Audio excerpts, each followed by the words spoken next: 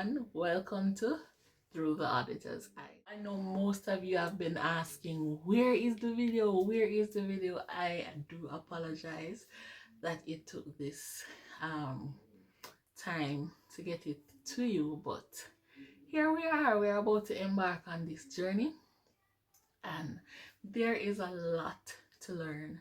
So stay tuned, and as we go through, let's talk, literally. So feel free to correspond with me, send your questions that you may have, and I'll be happy to answer them. All right, so let's get started.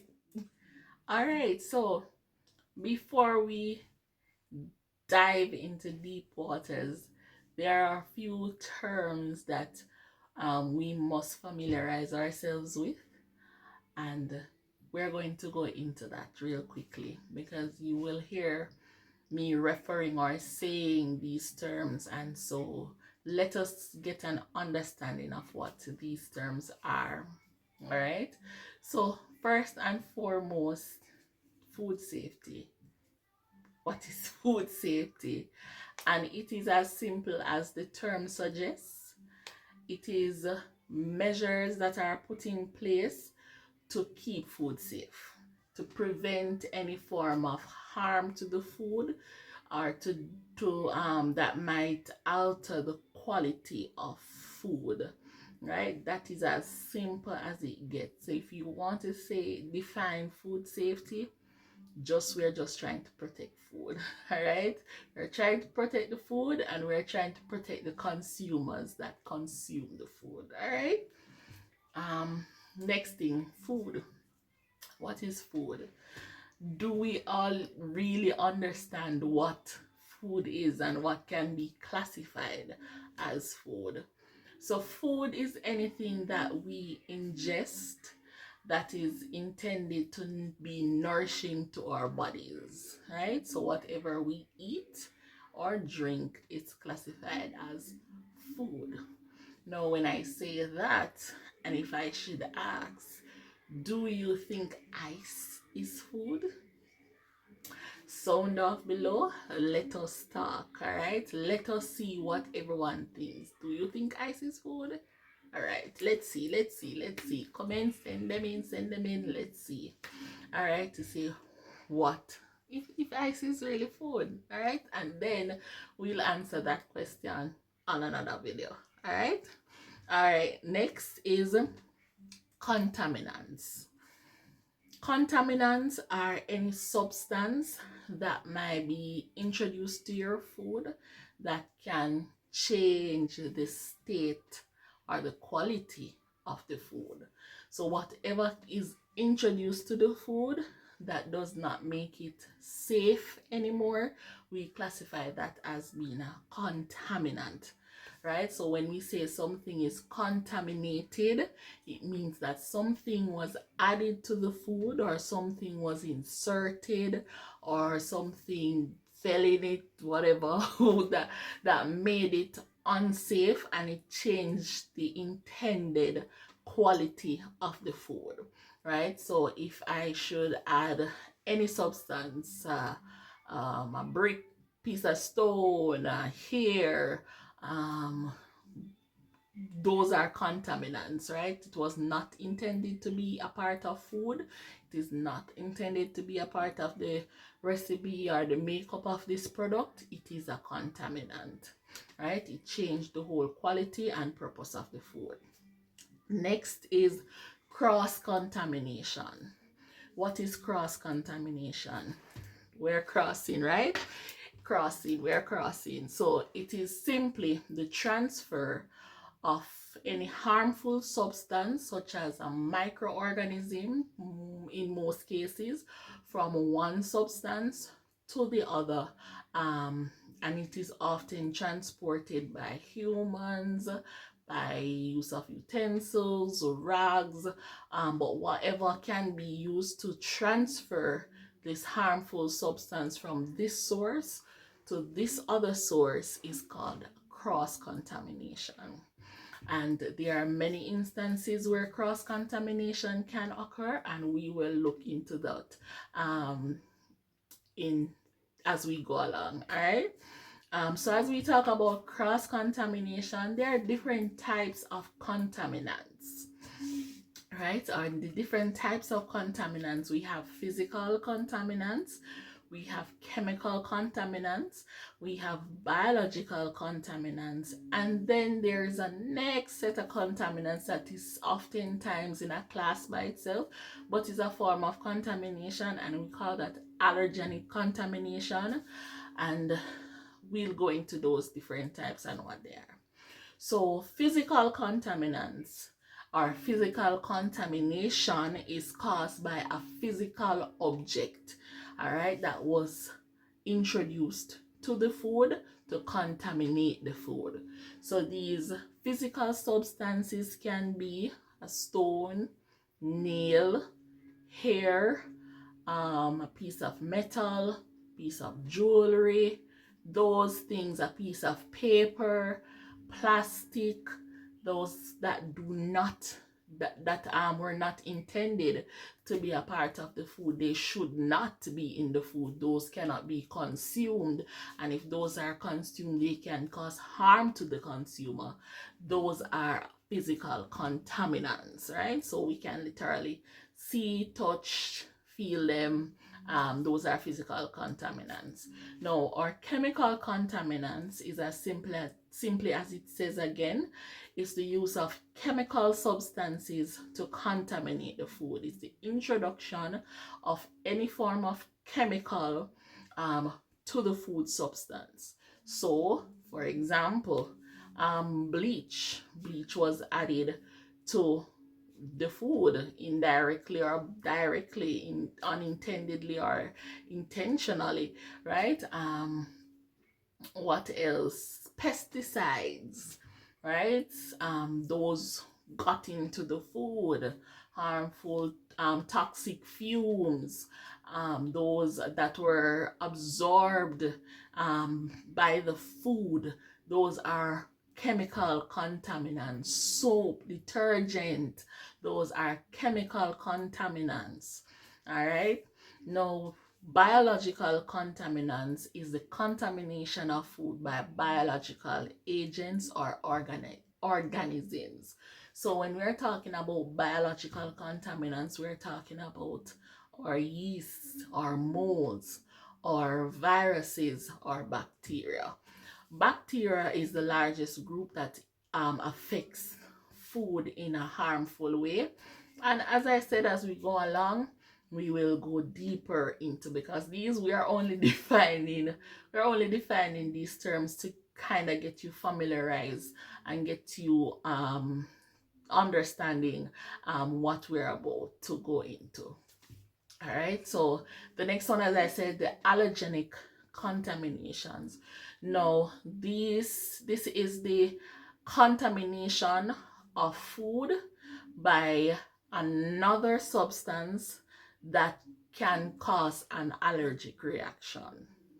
All right, so say for example, I am allergic to dairy and I should not consume dairy, but dairy was introduced to a food that does not intend for dairy to have, or it does not have it in their listing of ingredients.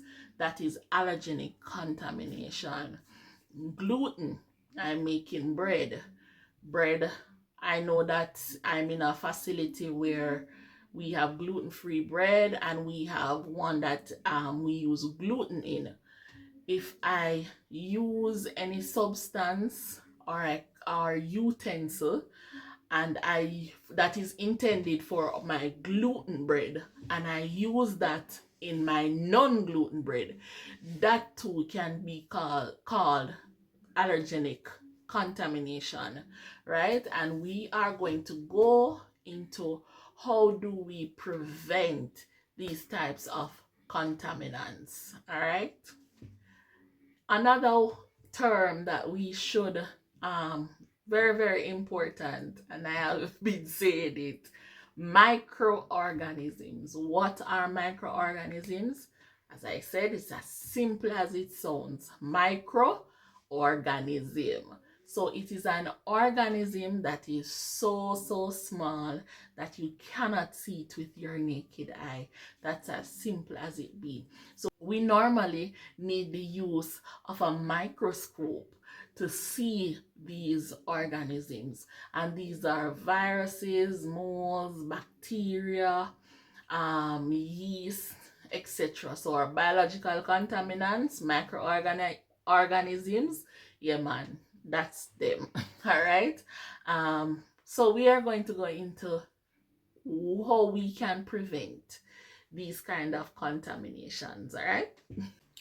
All right. So we have talked about contaminants, right, and types of contamination. So why is it important for us to protect ourselves against contaminants? Now, no matter the type of contaminant, all of them have the possibility to cause serious harm to the consumer, whether it be a choking hazard, damage to the intestines, whether it can lead to illnesses, foodborne illnesses. But once it is harmful to the consumer, this is why it is critical for us to try and prevent our food from being contaminated with these substances, right? So that is why within the food industry, there are several policies and measures that have been implemented in order to prevent food from being contaminated. As it pertains to physical contamination, so it is important for us as handlers to assess ourselves and to see what is it that we possibly carry, or what is it that by our actions can lead to the contamination of food, because food cannot prepare itself, right? Food cannot prepare itself. It needs the use humans in order to prepare it. Well, nowadays they might get robots and so so that's a handler. So humans, robots, but the handler, we have to inspect ourselves and to assess and see what is it that is on us that we need to protect the food from. So let us look at ourselves. All right, are you looking at yourself? Look at ourselves. Let's scan from head to toe. So look at me. You can't see me from head to toe, but just looking at me, what do you think can be any form of consistency here? So this is me from, yeah, this is me. Look at me. What do you see that can classify as a contaminant? What do I need to put in any preventative measures to protect the food from? Sound off below. Remember, we're talk. So talk with me. Tell me. I'm gonna wait.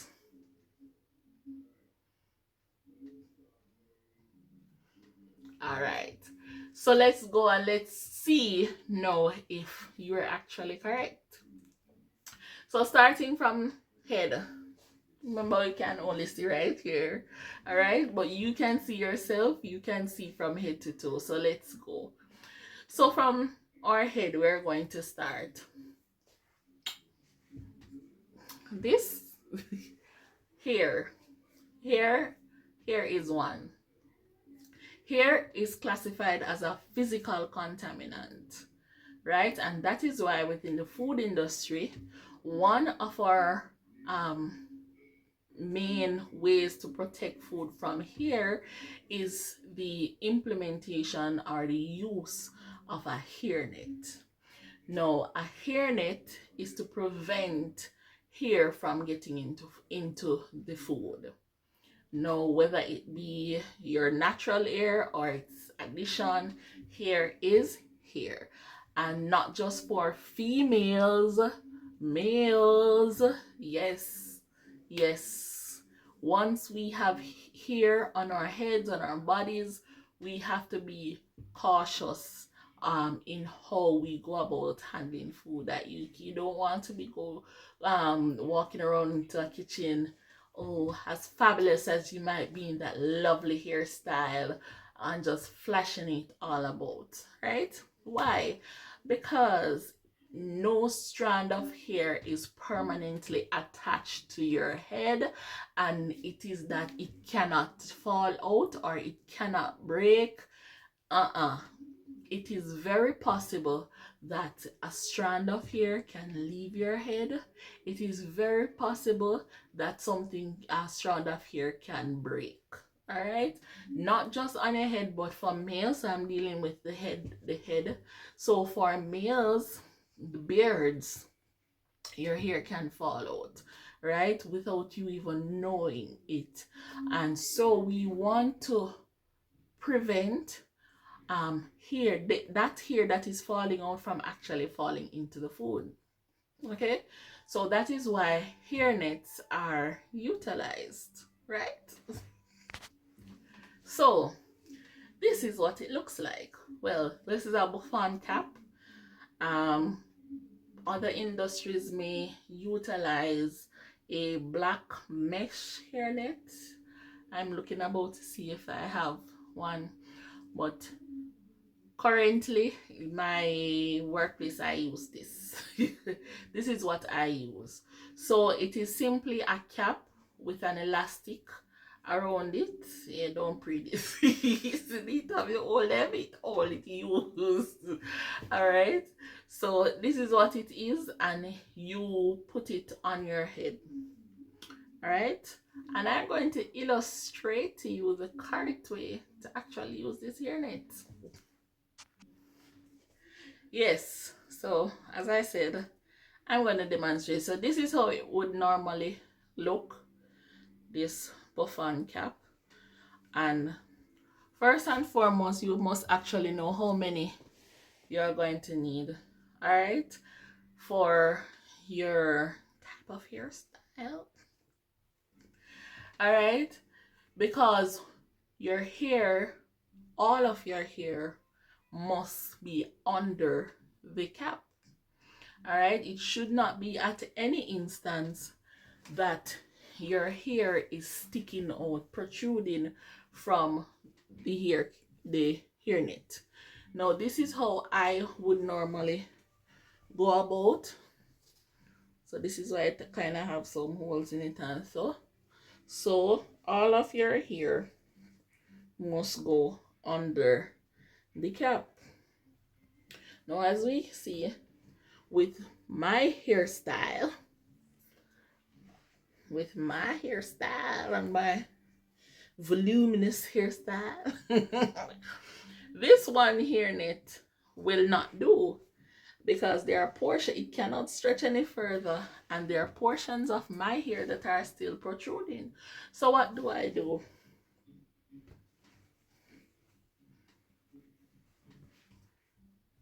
To ensure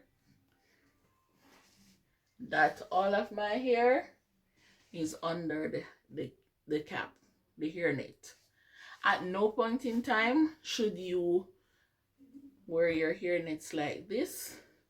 Or one of my pet peeves is to see when persons have on the hair net like a so, like a that, right? Like a so, like a that, like a so, like a that ain't protecting nothing.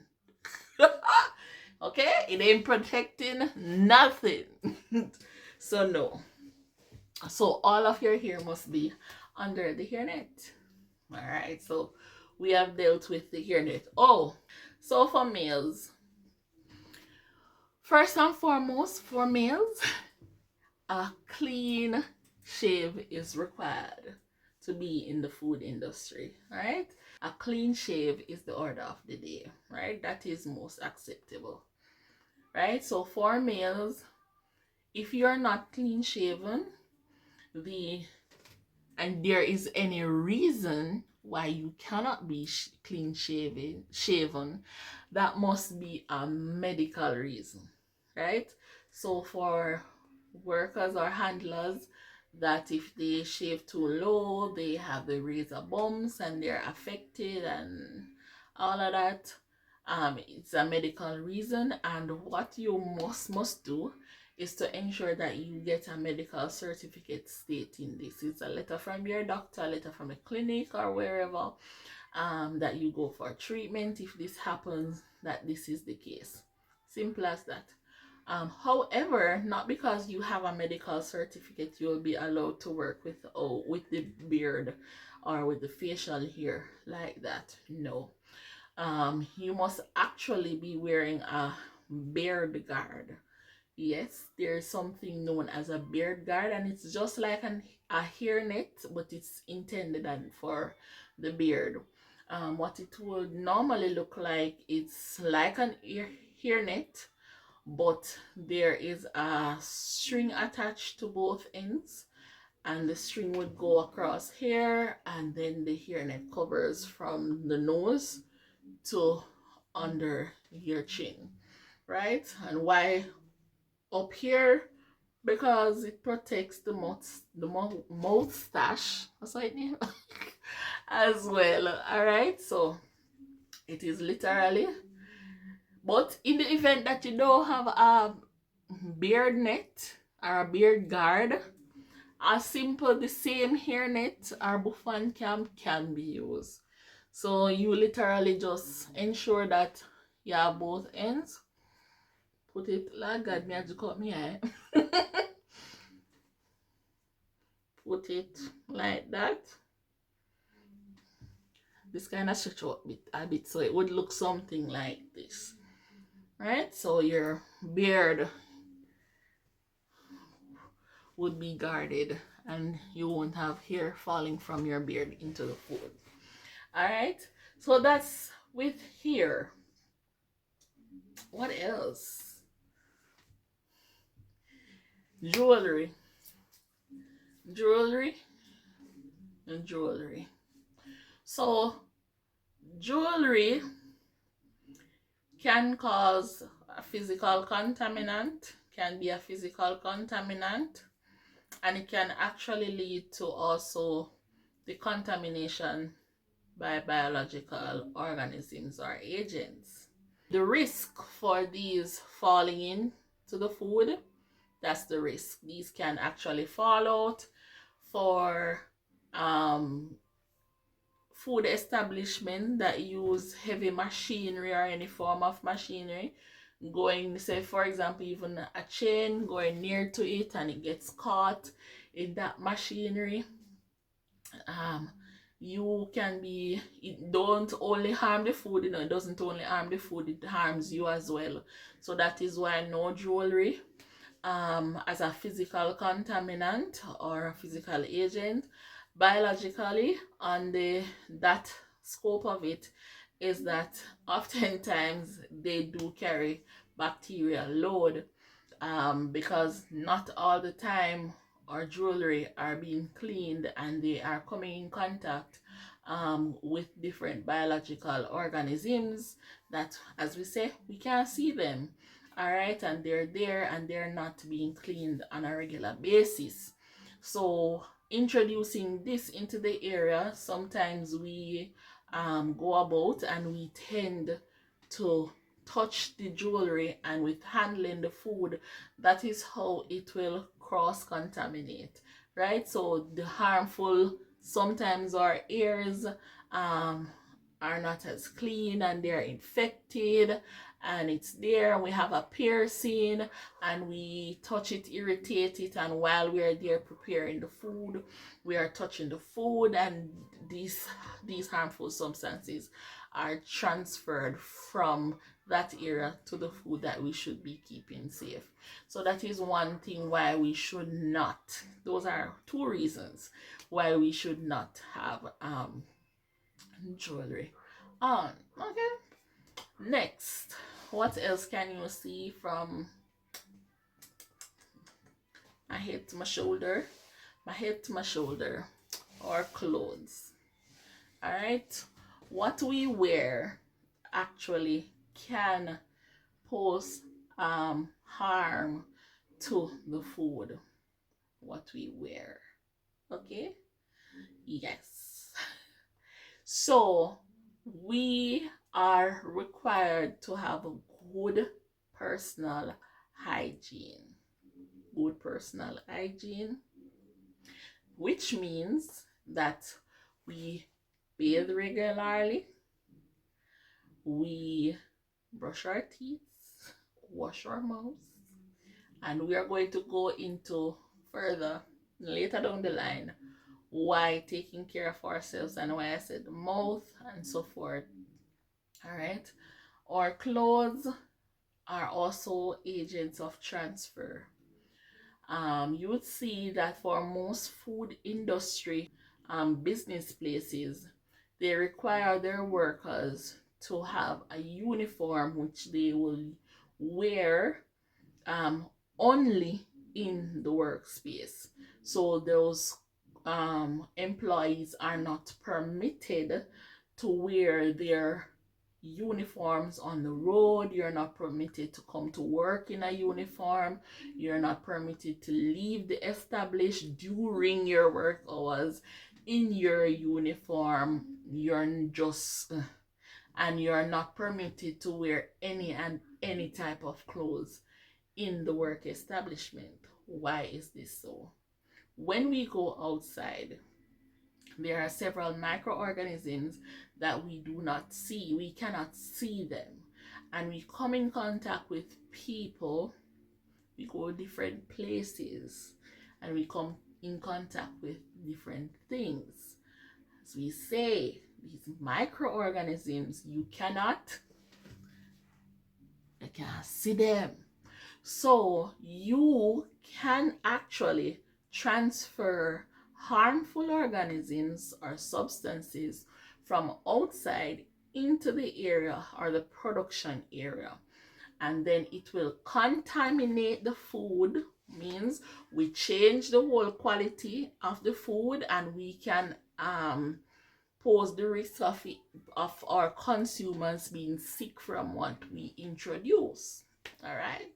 So that is why it is important for us to have clean clothes in our food establishment, and we have to wear protective gears such as our aprons. We have to wear for if you're going into a site or a plant, you notice that some persons normally get a lab coat to go in because you just can't go in with your bare clothes like that, right? So you have to take pride in your clothes, in what you wear. All right. Yeah, so that's for our contaminants, right? Listing and definitions, and so we're just laying the foundation. So answer the questions that you have gone through, we have gone through throughout this video. Let us know. Let me know if you actually got it right, what you actually think.